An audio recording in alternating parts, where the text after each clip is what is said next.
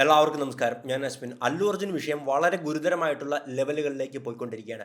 ആദ്യം നമ്മൾ എന്താണ് വിചാരിച്ചത്, ഒരു നടപടിയുടെ ഭാഗമായിട്ടാണ് അല്ലു അർജുനെ അറസ്റ്റ് ചെയ്തതെന്നും പിന്നീട് കോടതി റിമാൻഡിൽ വിട്ടു. പക്ഷേ ഹൈക്കോടതി ഇടപെട്ട് ഒരു ഇടക്കാല ജാമ്യം കൊടുത്തിട്ടുണ്ടായിരുന്നു. എന്തായാലും അല്ലു അർജുന് ഒരു ദിവസം ജയിലിൽ കഴിയേണ്ടി വന്നു തുടങ്ങിയ സംഭവങ്ങളൊക്കെ നമ്മൾ കണ്ടതാണ് അല്ലേ. അപ്പോൾ ആദ്യം നമ്മൾ എന്താ വിചാരിച്ചിരുന്നത്, അതായത് എന്താണ് സംഭവം എന്ന് നിങ്ങൾക്ക് എല്ലാവർക്കും അറിയായിരിക്കും. പുഷ്പ 2 പ്രൊമോഷന്റെ ഭാഗമായിട്ട് അല്ലു അർജുൻ ഹൈദരാബാദിലെ രോഹിണി തിയേറ്ററിൽ രാത്രിയിൽ ഒരു ഷോയ്ക്ക് എത്തിച്ചേരുകയാണ്.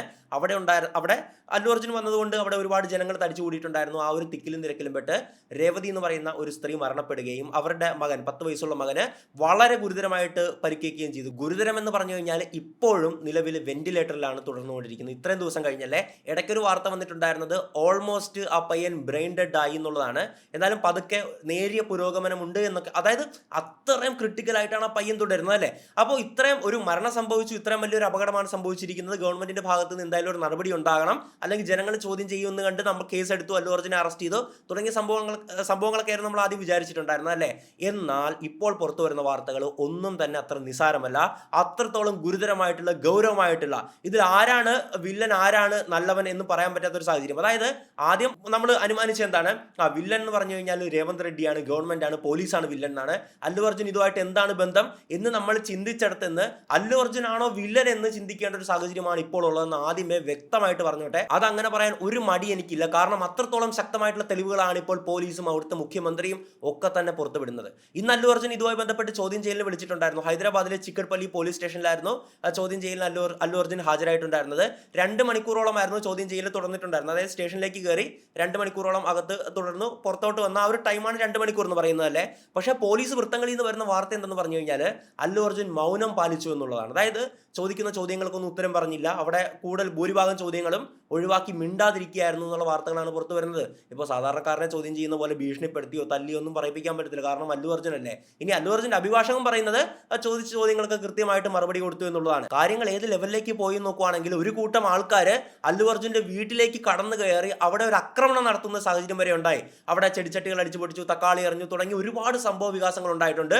അപ്പോൾ ഇന്നലെയാണ് പോലീസ് CCTV ഫൂട്ടേജുകൾ പുറത്തുവിട്ടിട്ടുണ്ടായിരുന്നത്. പോലീസ് കൃത്യമായിട്ട് അല്ലു അർജുൻ്റെ ഭാഗത്ത് വളരെ ഗുരുതരമായിട്ടുള്ള കുറ്റമുണ്ട് എന്ന് കാണിച്ചുകൊണ്ടുള്ള റിപ്പോർട്ടുകളാണ് ഇപ്പോൾ പുറത്തുവിട്ടുകൊണ്ടിരിക്കുന്നത്. അപ്പോൾ കാര്യങ്ങൾ ഗൗരവമാണ്. ഈ വിഷയത്തെ പറ്റിയാണ് കംപ്ലീറ്റ് നമ്മൾ ഇന്ന് സംസാരിക്കാൻ പോകുന്നത്. മാത്രമല്ല ഈ പ്രശ്നവുമായി ബന്ധപ്പെട്ട് ഇന്ന് ഒരു അറസ്റ്റ് കൂടെ രേഖപ്പെടുത്തിയിട്ടുണ്ട്. മറ്റാരുമല്ല, അല്ലു അർജുൻ്റെ ബോഡി ഗാർഡായിട്ട് അന്ന് തിയേറ്ററിൽ ഉണ്ടായിരുന്ന ആന്റണി ജോസഫിനെയാണ്. എന്തിനാണ് ആന്റണി അറസ്റ്റ് ചെയ്തത് ഒക്കെ നമുക്ക് ഈ വീഡിയോയിൽ സംസാരിക്കാം.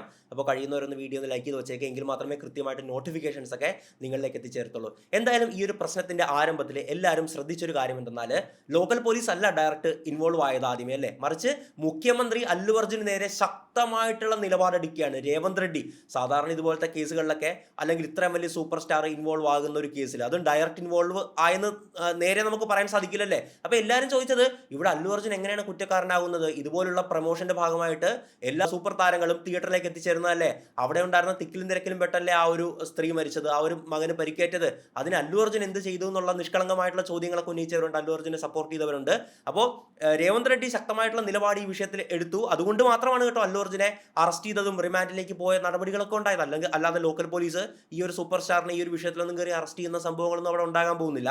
അപ്പോൾ എല്ലാവരും രേവന്ത് റെഡ്ഡി ആയിരുന്നു ആദ്യം ഒരു വില്ലനായിട്ട് കണ്ടിട്ടുണ്ടായിരുന്നത്. രേവന്ത് റെഡ്ഡി രാഷ്ട്രീയം കളിക്കുകയാണെന്നാണ് എല്ലാവരും പറഞ്ഞിട്ടുണ്ടായിരുന്നത്. ഇതിന്റെ പിന്നിൽ അദ്ദേഹത്തിന് കൃത്യമായിട്ടുള്ള ഉദ്ദേശമുണ്ട്, എന്തൊക്കെയോ കള്ളക്കളികൾ നടക്കുന്നുണ്ട് തുടങ്ങിയ ഒരുപാട് കാര്യങ്ങളൊക്കെ ആയിരുന്നു പറഞ്ഞിട്ടുണ്ടായിരുന്നതല്ലേ. എന്നാൽ ഇപ്പോൾ പുറത്തു വരുന്ന വാർത്തകൾ എന്തെന്ന് വെച്ചാൽ, ഈ വിഷയം എവിടം വരെ ചർച്ച ചെയ്യാൻ നോക്കുവാണെങ്കിൽ അവിടെ തെലങ്കാന നിയമസഭയിൽ വരെ ചർച്ച ചെയ്യപ്പെട്ടു. രേവന്ത് റെഡ്ഡി കൃത്യമായിട്ട് അവിടെ പ്രസംഗിക്കേണ്ടായി.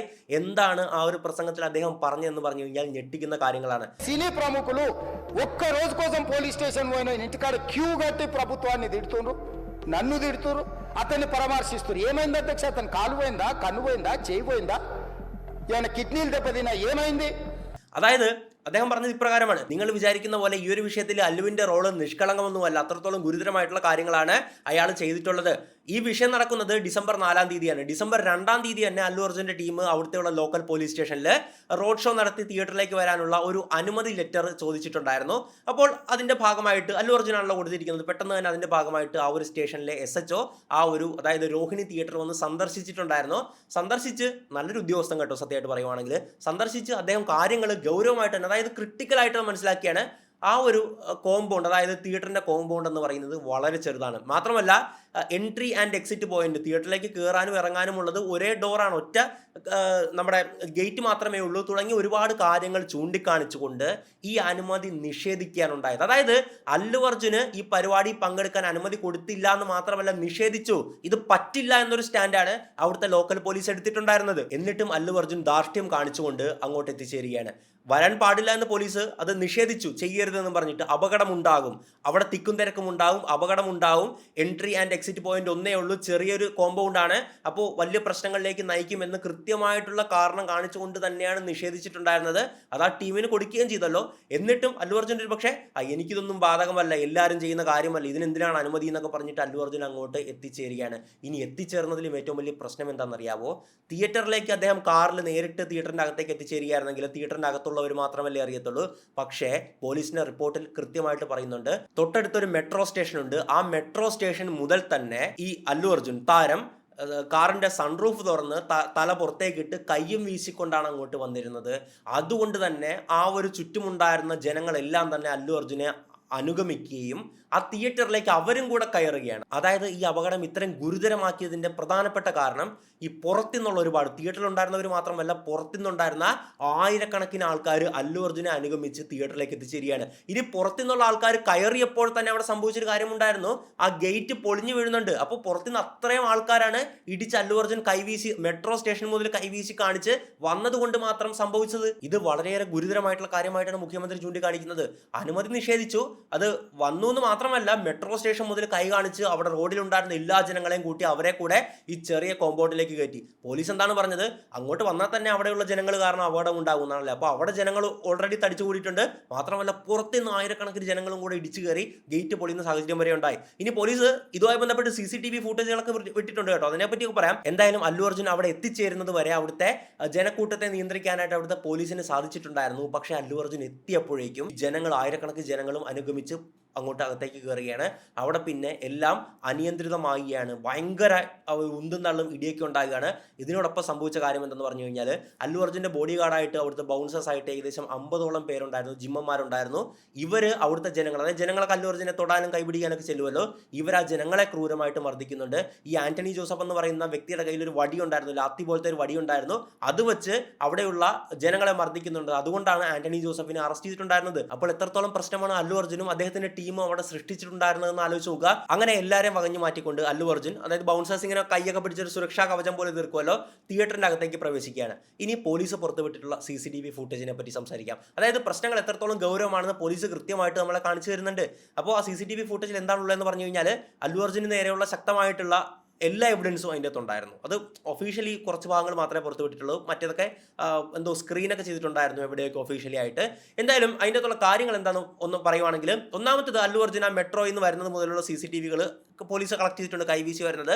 ഈ തിയേറ്ററിൻ്റെ അകത്ത് ആ കോമ്പൗണ്ടിൽ അല്ലു അർജുൻ അവിടെ എത്തി ബൗൺസേഴ്സ് ആൾക്കാരെ ഉന്തും തള്ളുന്നു, അതിൻ്റെ എല്ലാം കളക്ട് ചെയ്തിട്ടുണ്ട്. അല്ലു അർജുൻ മുകളിലേക്ക് പോവുകയാണ്. അതായത് ഡിസംബർ 4-ാം തീയതി രാത്രി 9:15 അല്ലു അർജുൻ്റെ മക്കളും അതുപോലെ അമ്മായി അച്ഛനും ഒക്കെ തിയേറ്ററിലുണ്ട്. 9:28 CCTV ഫൂട്ടേജിൽ കാണാൻ പറ്റുന്നത് അവിടെയുള്ള തൊട്ടടുത്തുള്ള മെട്രോ സ്റ്റേഷനാണ്. ഈ മെട്രോ സ്റ്റേഷൻ്റെ അവിടെ വെച്ചിട്ട് അല്ലു അർജുൻ സൺറൂഫ് തുറന്ന് തലപുറത്തിട്ട് എല്ലാവരും കൈവീശി അഭിവാദ്യം ചെയ്ത് വലിയൊരു ജനാവലി ആകർഷിച്ച് കൊണ്ടുവരുന്നൊരു ദൃശ്യമാണ്.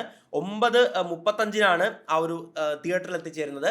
അപ്പോൾ നമുക്ക് അവിടെ കാണാൻ പറ്റുന്ന ഒരു കാര്യം എന്തെന്ന് പറഞ്ഞു കഴിഞ്ഞാൽ, വെളിയിലുള്ള കൂട്ടം മൊത്തം ഈ ഒരു തിയേറ്ററിലേക്ക് ഇടിച്ചു കയറി അത്രയും വലിയ ആ ഒരു ഗേറ്റ് ഒക്കെ തകർന്ന ഒരു സാഹചര്യം ഉണ്ടായിരുന്നു. എന്തായാലും 9:35 കഴിയുമ്പോഴേക്കും അല്ലു അർജുൻ ആ ഒരു തിയേറ്ററിന്റെ ബാൽക്കണിയിലേക്ക് പോവുകയാണ്.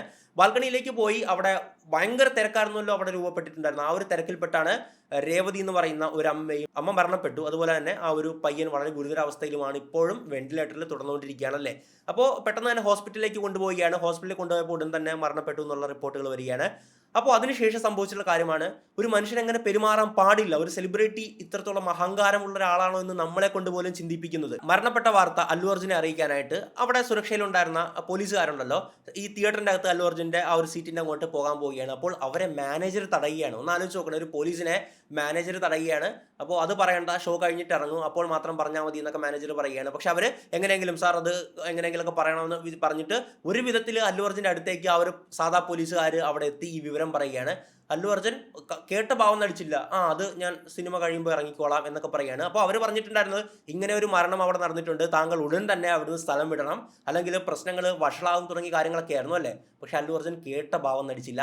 അങ്ങനെ ആ സംസ്ഥാനത്തിന്റെ DGP ഇടപെട്ട് അല്ലു അർജുനെ നേരിട്ട് കോൺടാക്ട് ചെയ്യാണ്. എന്നിട്ട് പറഞ്ഞു താങ്കൾ ഉടൻ തന്നെ അവിടുന്ന് പോകണം, കാരണം ഒരു മരണം റിപ്പോർട്ട് ചെയ്തു, ആ പയ്യന്റെ നില ഗുരുതരമാണ്, അത്രത്തോളം പ്രശ്നങ്ങളാണ് പുറത്ത് സംഭവിക്കുന്നത്, ഇപ്പോൾ തന്നെ അവിടുന്ന് പോയേ പറ്റുമെന്ന് ആ സംസ്ഥാനത്തിന്റെ DGP വിളിച്ചു പറയുകയാണ്. ഇപ്പോൾ നമ്മൾ വിചാരിക്കും DGP അല്ലേ വിളിച്ചു പറയുന്നത്, അപ്പോൾ തന്നെ അല്ലു ഇറങ്ങി കാണുമെന്നല്ലേ. എവിടുന്ന്, പടത്തിന്റെ ക്ലൈമാക്സും കഴിഞ്ഞിട്ടാണ് പുള്ളിക്കാരൻ അവിടുന്ന് പോയിട്ടുണ്ടായിരുന്നത്. അതായത് തന്റെ ഷോ കാരണം, താൻ വന്നത് മൂലം മാത്രം കൊണ്ട്, താൻ കൈവീശി കാണിച്ച് ജനങ്ങളെ കൂട്ടിയത് മാത്രം കൊണ്ട് ഒരു സാധാരണ ഒരു സ്ത്രീയും മകനും, സ്ത്രീ മരിച്ചു മകൻ ഗുരുതരാവസ്ഥയിലുമായല്ലേ, അതൊന്നും പുള്ളിയെ ഒരു തരത്തിലും മാനസികമായിട്ട് ബാധിച്ചില്ല. പുള്ളി ക്ലൈമാക്സും DGP ഇടപെട്ട് വിളിച്ചു പറഞ്ഞിട്ട് പോലും ക്ലൈമാക്സും കണ്ടിട്ട് ഇറങ്ങി എന്ന് പറയുമ്പോൾ എന്താണ് ഇദ്ദേഹത്തിന്റെ മാനസികാവസ്ഥ? അത്രത്തോളം മനുഷ്യത്വമില്ലാത്തൊരു വ്യക്തിയാണോ ഇദ്ദേഹം എന്ന് ചിന്തിച്ചു പോകുന്നത്. ഞാൻ സത്യമായിട്ട് ചിന്തിച്ചു പോകുന്ന ഒരു സാഹചര്യമായിരുന്നു ഉണ്ടായിരുന്നത് അല്ലേ. ഇതുമായി ബന്ധപ്പെട്ട് പോലീസ് എല്ലാ CCTV ഫുട്ടേജും പുറത്ത് വിട്ടിട്ടുണ്ട്, ഒഫീഷ്യലി കോടതിയിൽ ഹാജരാക്കും ഇതെല്ലാം എന്ന് കൃത്യമായിട്ട് പറഞ്ഞിട്ടുണ്ട്. അല്ലാതെ ഇത് വെറും കള്ളമൊന്നുമല്ലല്ലോ, എല്ലാം ക്യാമറയുണ്ടല്ലോ. തിയേറ്റർ കോംപ്ലക്സ് എന്ന് പറയുമ്പോൾ എല്ലാ മുക്കിലും മൂലയിലും ക്യാമറ ഉണ്ടാകുമല്ലോ. ഇതെല്ലാം സത്യസന്ധമായിട്ടുള്ള കാര്യം തന്നെയല്ലേ. അപ്പോൾ ഇനി ക്ലൈമാക്സും കണ്ടു കഴിഞ്ഞ് തിയേറ്ററിന്റെ പുറത്തിറങ്ങിയിട്ട് എന്താണ് കാണിച്ചത്, അതും CCTV ഉണ്ടായിരുന്നു.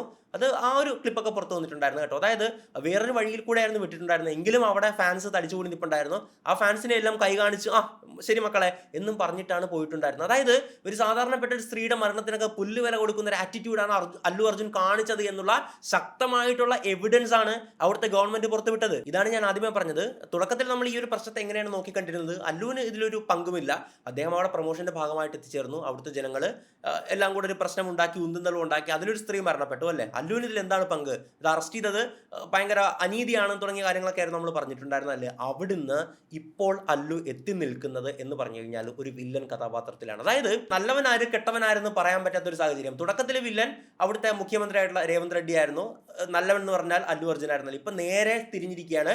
രേവന്ത് റെഡ്ഡി എല്ലാവരും വാഴ്ത്തുകയാണ്, കാരണം ഇത്രയും വലിയ സെലിബ്രിറ്റി ആയിട്ട് പോലും ശക്തമായിട്ടുള്ള നിലപാടെടുത്തു, ഇതെല്ലാം പുറത്ത് കൊണ്ടുവന്ന് താങ്കൾക്ക് അഭിവാദ്യങ്ങൾ എന്ന് പറഞ്ഞാൽ അവിടുത്തെ ജനങ്ങൾ തന്നെ രേവന്ത് റെഡ്ഡിക്ക് വേണ്ടി രംഗത്ത് വരികയാണ്. അപ്പോൾ ഇത് ഗുരുതരമായിട്ടുള്ള ഒരു പ്രശ്നം തന്നെയാണ്. എങ്ങനെയാണ് ഒരു മനുഷ്യന് ഒരു മരണം കേട്ടിട്ട് പോലും ക്ലൈമാക്സും കണ്ട് DGP വരെ വിളിച്ച് പറഞ്ഞു ക്ലൈമാക്സും കണ്ടു കഴിഞ്ഞിട്ടേ ഞാൻ ഇറങ്ങൂ എന്നൊക്കെ ചിന്തിക്കുന്ന ആ മനുഷ്യത്വമില്ലാത്ത മനസ്സെന്ന് പറയുന്നത് കുറച്ച് പ്രശ്നമുള്ളത് തന്നെയല്ലേ. ഈ വിഷയവുമായി ബന്ധപ്പെട്ടാണ് അല്ലു അർജുന്റെ വീട് ഒരു 6 അംഗ സംഘം ആക്രമിക്കുന്നത്. അവിടെ വീട്ടിലേക്ക് കടന്നു കയറി തക്കാളിയൊക്കെ വലിച്ചെറിയുകയാണ്. അവിടെ ഉണ്ടായിരുന്ന ചെടിച്ചട്ടി എന്ന് പറയുമ്പോഴേക്കും സാധാരണ അല്ല, വളരെ ലക്ഷൂറീസ് ആയിട്ടുള്ള ഈ ചെടികളൊക്കെ വളർത്തുന്ന വലിയ അലങ്കാര ചെടികളൊക്കെ വളർത്തുന്ന തരത്തിലുള്ള വലിയ ചെടിച്ചട്ടികളില്ലേ, അതെല്ലാം അടിച്ചുടക്കിയാണ്. അവിടെ മുദ്രാവാക്യം പ്രതിഷേധങ്ങളൊക്കെ നടത്തുകയാണ്. അവർ മറ്റേ പ്ലക്കാർഡൊക്കെ പിടിച്ചിട്ടുണ്ടായിരുന്നു. അതിൻ്റെ ഒരെണ്ണത്തിൽ എഴുതിയിട്ടുണ്ടായിരുന്നത് 1 കോടി നഷ്ടപരിഹാരം ഈ മകനും അച്ഛനും കുടുംബത്തിന് കൊടുക്കണം എന്നൊക്കെ ഉള്ളതായിരുന്നു. എന്തായാലും ആ ഒരു 6 പേരെ പോലീസ് അറസ്റ്റ് ചെയ്യുകയാണ്. പക്ഷേ ഇന്നേ ദിവസം അവർക്ക് ജാമ്യവും കിട്ടുകയാണ്. എന്തായാലും വീടൊക്കെ കയറി ആക്രമിക്കുക എന്ന് പറയുന്ന സംഭവങ്ങളോട് നമുക്ക് ഒരിക്കലും യോജിക്കാൻ സാധിക്കത്തില്ല. നിയമം കയ്യിലെടുക്കാൻ ആർക്കും അധികാരമില്ല. അവിടുത്തെ മുഖ്യമന്ത്രി അല്ലു അർജുനെതിരെ കൃത്യമായിട്ടുള്ള ശക്തമായിട്ടുള്ള നിലപാട് എടുത്തു എന്നുള്ളത് തന്നെ അഭിനന്ദനാർഹമാണ്. ഒരു ദിവസം സൂപ്പർ സ്റ്റാർ ജയിലിൽ കിടക്കേണ്ടി വന്നു. മാത്രമല്ല കൃത്യമായിട്ടുള്ള പ്രൂഫൊക്കെ കോടതിയിൽ ഹാജരാക്കുന്നുണ്ട്. അല്ലു അർജുന്റെ അവസ്ഥ എന്തായി തീരുമെന്ന് അറിയത്തില്ല. എനിക്ക് തോന്നുന്നു 4 ആഴ്ചത്തേക്കാണ് ഇടക്കാല ജാമ്യം കൊടുത്തിട്ടുള്ളതെന്നാണ് തോന്നുന്നത്. ഇടക്കാല ജാമ്യം അത് തീർന്നു കഴിഞ്ഞ് കഴിഞ്ഞാൽ വീണ്ടും പോലീസിന് വേണമെങ്കിൽ അറസ്റ്റ് ചെയ്ത് റിമാൻഡിലേക്ക് വിടാനായിട്ട് കോടതിയിൽ ഹാജരാക്കാൻ സാധിക്കും. ഒരുപാട് നടപടികൾ നേരിടേണ്ടി വരും. മാത്രമല്ല ഇവിടെ കോടതി എടുക്കാൻ പോകുന്ന സ്റ്റാൻഡ് എന്ന് പറയുന്നത് അത്രത്തോളം ശ്രദ്ധാപൂർവമായിട്ട് എടുക്കത്തുള്ളൂ. കാരണം ഇവിടെ ഈ അല്ലു അർജുനെ പോലുള്ള വ്യക്തികളെ തന്റെ പണവും അധികാരവും ഉപയോഗിച്ച് വെറുതെ ഇറങ്ങിപ്പോയി എന്ന് പറഞ്ഞു കഴിഞ്ഞാൽ സമൂഹത്തിന് കൊടുക്കുന്നത് തെറ്റായ സന്ദേശമാണെന്ന് കണ്ട് കോടതി അങ്ങനെ നിസ്സാരവൽക്കരിച്ച് ഈ ഒരു വിഷയത്തെ നോക്കി കാണത്തുമില്ല എന്ന് തന്നെയാണ് നമ്മളെല്ലാവരും പ്രതീക്ഷിക്കുന്നത്. ഇതിൻ്റെ ഇടയിൽ പറയാൻ വിട്ടുപോയൊരു പ്രധാന കാര്യം, അല്ലു അർജുൻ ജയിലിൽ നിന്ന് പുറത്തിറങ്ങിയ ഒരു പത്രസമ്മേളനമൊക്കെ വിളിച്ചിട്ടുണ്ടായിരുന്നല്ലോ. ആ ഒരു പത്രസമ്മേളനത്തിൽ എന്തൊക്കെ കള്ളങ്ങളാണ് പറഞ്ഞതെന്നാണ് പോലീസ് ചോദിച്ചത്. അതായത് പരസ്പര വിരുദ്ധമായിട്ടുള്ള കാര്യങ്ങളാണ് പറയുന്നത്, ഇതൊന്നുമല്ല സത്യം, എല്ലാത്തിനും CCTV ഫൂട്ടേജ് ഇല്ലേ, അതിനെ കള്ളമെന്ന് പറയാൻ നിങ്ങൾക്ക് സാധിക്കുമോ തുടങ്ങി ഒരുപാട് ചോദ്യങ്ങൾ ഇന്ന് അല്ലു അർജുനോട് ചോദിച്ചിട്ടുണ്ടായിരുന്നു. ഇന്ന് ചോദ്യം ചെയ്യുന്ന വേളയിൽ ഈ CCTV ഫൂട്ടേജ് എല്ലാം അല്ലു അർജുന്റെ മുമ്പിൽ പ്രദർശിപ്പിച്ചിട്ടുണ്ടായിരുന്നു. പുള്ളി ഇത്തരം മുട്ടി ഇങ്ങനെ മിണ്ടാതിരിക്കുകയായിരുന്നു എന്നാണ് പോലീസ് വൃത്തങ്ങൾ പറയുന്നത്. കാരണം ഒന്നും പറയാനില്ല, പുള്ളി പറഞ്ഞെല്ലാം കള്ളങ്ങളാണെന്ന് തെളിയിക്കപ്പെടുകയാണ് ആ ഒരു സാഹചര്യത്തിൽ. അപ്പോൾ പോലീസ് ഒരുപാട് ചോദ്യങ്ങൾ ചോദിച്ചിട്ടുണ്ടായിരുന്നു. മരണവാർത്ത അറിഞ്ഞിട്ടും എന്തിന് അവിടെ തിയേറ്ററിൽ തുടർന്നു, പുറത്തിറങ്ങിയിട്ട് എന്തിന് വീണ്ടും കൈ കാണിച്ചു, നിങ്ങൾ എന്തിനാണ് മെട്രോ സ്റ്റേഷൻ മുതൽ കൈ കാണിച്ച് എല്ലാവരെയും ആളെ കൂട്ടി വന്നത്, നിങ്ങൾക്ക് അനുമതി നിഷേധിച്ചതല്ലേ, നിഷേധിച്ചിട്ട് എന്തിനും ഈ റോഡ് ഷോ നടത്തി, ഒരുപാട് ചോദ്യങ്ങളായിരുന്നു പോലീസ് ചോദിച്ചിട്ടുണ്ടായിരുന്നത്. ഈ വിഷയത്തിൽ എന്താണ് നിങ്ങളുടെ അഭിപ്രായം? സൂപ്പർ സ്റ്റാർ ആയതുകൊണ്ട് മാത്രം അല്ലു അർജുനെ സപ്പോർട്ട് ചെയ്യാൻ ഒരിക്കലും നിൽക്കരുത്. ന്യായം ആരുടെ ഭാഗത്താണ്? ഒരു സ്ത്രീ മരണപ്പെട്ടു, ആ ഒരു സ്ത്രീയുടെ മകൻ വളരെ ഗുരുതരാവസ്ഥ എന്ന് പറഞ്ഞു കഴിഞ്ഞാൽ ഇടയ്ക്കൊരു വാർത്ത വന്നത് ഓൾമോസ്റ്റ് ബ്രെയിൻ ഡെഡായി എന്നുള്ളതായിരുന്നു. അതായത് അത്രയും ഗൗരവമായിട്ടുള്ള ഗുരുതരാവസ്ഥയിലാണ് പയ്യൻ തുടരുന്നത്. കൊച്ചു പയ്യൻ, 10 വയസ്സ് മാത്രമേ ഉള്ളൂ. ഇപ്പോഴും വെന്റിലേറ്ററിലാണ് ഇത്രയും ദിവസം കഴിഞ്ഞിട്ട്. എന്തായി തീരുമെന്ന് അറിയത്തില്ല പയ്യൻ്റെ അവസ്ഥ. അപ്പോൾ ഇങ്ങനെ ഒരു സംഭവം അവിടെ അല്ലു അർജുൻ കാരണം നടന്നു. തുടക്കത്തിൽ നമ്മൾ വിചാരിച്ചത് അല്ലു അർജുൻ ഇതിൽ പങ്കില്ലെന്നാണല്ലേ, പക്ഷേ ഇപ്പോൾ പങ്കുണ്ടെന്ന് വ്യക്തമാണ്. നിങ്ങൾ ഒരുപാട് പേര് അല്ലു അർജുൻ്റെ ഫാൻസ് ആയിരിക്കാം. ഫാൻസ് ആണെന്നും പറഞ്ഞ് ദയവായിട്ട് ഇങ്ങനത്തെയുള്ള കാര്യങ്ങളിൽ അന്ധമായിട്ട് സപ്പോർട്ട് ചെയ്യരുത്. നിങ്ങൾ കാര്യങ്ങൾ വിശകലനം ചെയ്തിട്ട് അല്ലു അർജുൻ്റെ ഭാഗത്താണ് ന്യായമെങ്കിൽ സപ്പോർട്ട് ചെയ്തോ, ഇനി ഗവൺമെന്റിന്റെ ഭാഗത്താണ് ന്യായമെങ്കിൽ അല്ലു അർജുനെ തള്ളിപ്പറയണം. അപ്പോൾ നമ്മൾ അങ്ങനെയാണ് ചിന്തിക്കേണ്ടത്. അല്ലാതെ ഞാൻ ആരാധിക്കുന്ന മനുഷ്യൻ അല്ലെങ്കിൽ എൻ്റെ പാർട്ടി, എൻ്റെ സൂപ്പർ സ്റ്റാർ എന്നൊക്കെ പറഞ്ഞിട്ട് അവരെ അന്ധമായിട്ട് ആരാധിക്കുകയും അന്ധമായിട്ട് സപ്പോർട്ട് ചെയ്യുകയും ചെയ്യുന്ന സിസ്റ്റം, ആ ഒരു വൈറസ് തലയിൽ നിന്ന് ഒഴിവാക്കുക. അപ്പോൾ നിങ്ങളുടെ അഭിപ്രായങ്ങൾ രേഖപ്പെടുത്തുക. എന്തായാലും മറ്റൊരു വീഡിയോയിൽ മറ്റൊരു വിഷയമായിട്ട് നമുക്ക് വീണ്ടും കാണാം. വിശ്വേഷൻ മാടപ്പള്ളി സൈനിങ് ഔട്ട്.